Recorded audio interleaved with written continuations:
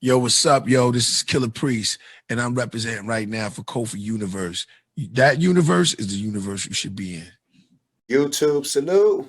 I am back with the 25th anniversary review for Wu-Tang Forever, y'all. Let's talk about it. New to my channel, thumbs up that video, hit the subscribe button, click the bell icon to be notified when I upload new content and go live. Man, I remember when this album first dropped. Oh my God. I was in high school. June 3rd, 1997. Man, I went to Sam Goody Hawthorne Mall in Hawthorne, California. Oh my God, I was so happy jumping up and down like a kid in the candy store. To me, this was my most anticipated album of all time, by far. Because at the time, we we got 5 solo albums: Method Man, ODB, Raekwon, GZA, Ghostface.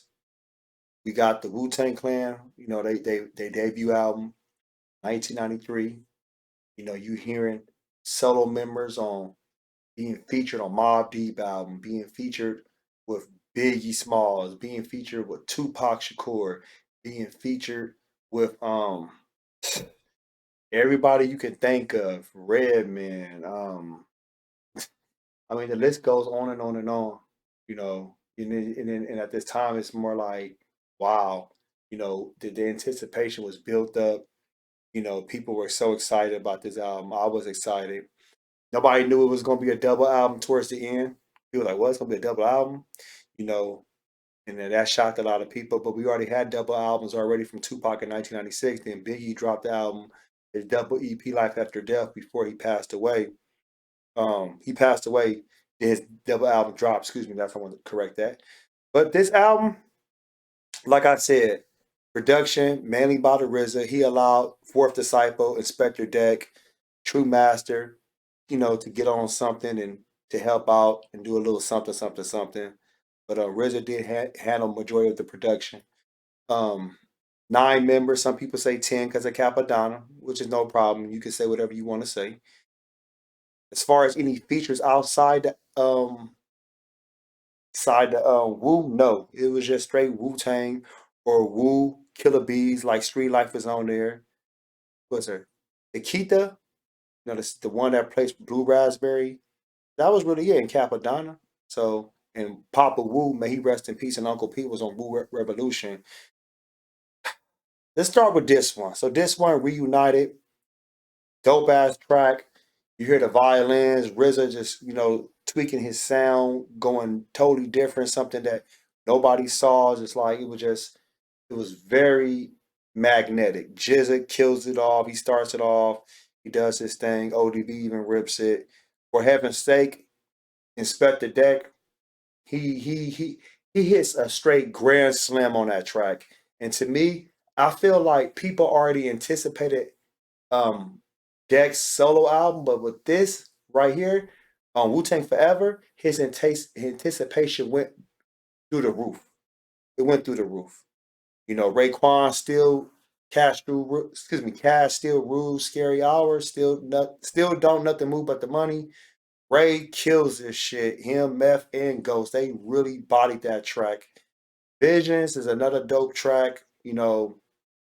As high as Wu Tang gets, you hear ODB on the chords, but Jizz and Meth do their thing. I mean, the track has hits after hits after hits. RZA, on the intro on this too, he's talking about that R&B rapping bullshit, taking shots at Puffy, letting them know like nobody care about them shiny shoes, and this is straight hip hop to its purest form. We're gonna, start the revolution about keeping hip hop what it is. Triumph, which was their first lead single, which was amazing. Deck, to me, I felt like he had the verse of the year in 1997 with Triumph. Nobody had a harder verse in 1997 than Deck. And I don't care. I'll argue anybody down. That whole track right there is bananas. Impossible, Ghostface Killer, with his great storytelling, he killed it at the end. RZA, even at the beginning when he's breaking all the mathematics and science down, he did his thing. Little Ghetto Boys, old sample track. They killed that Ray and Cap. Daily Melodies, a dope track. The City, the sample from Stevie Wonder with Inspector Deck. And it said, ah. I mean, like I said, it's so many bomb tracks. MGM, that's another dope track with Ray and Ghost. They going back and forth trading, giving their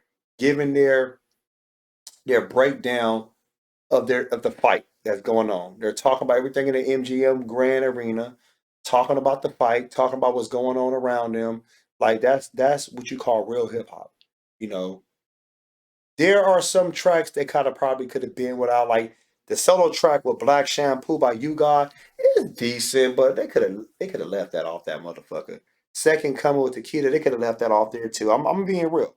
They should have had, like, Sun Shower is that RZA solo track that's on the Europe and Japan version that came out. The Europe and the Japan, they received bonus tracks. So they actually had, what, 29 tracks total.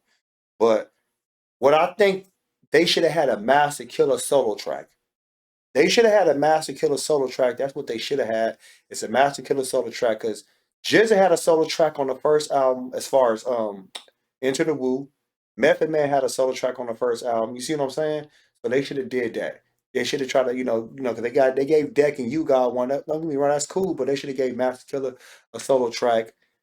The only thing I didn't like about this album was ODB is like, even though he's on here, it's like it's almost like they threw him on it. Okay, get on this ODB, get on this track. You know what I'm saying? Like it wasn't like natural. It wasn't like, you could tell, because ODB was going through his own thing at his time, whatever he was doing. So much was going on. So that's what I felt like.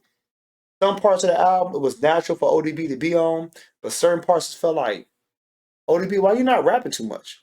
And the songs he was on was more like, all right, you know what I'm saying? Like, it wasn't really what I wanted to hear. I wanted to hear something else. That's me.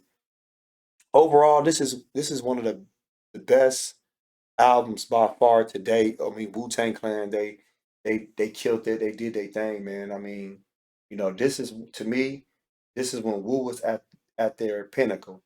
They couldn't be touched.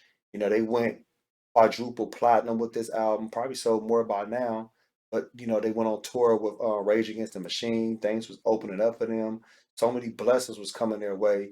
But at the same time, though, this was like the rise and fall of Wu Tang. When I mean the fall, like the solo albums really didn't hit so hard, except Supreme Clientele by Ghostface Killer.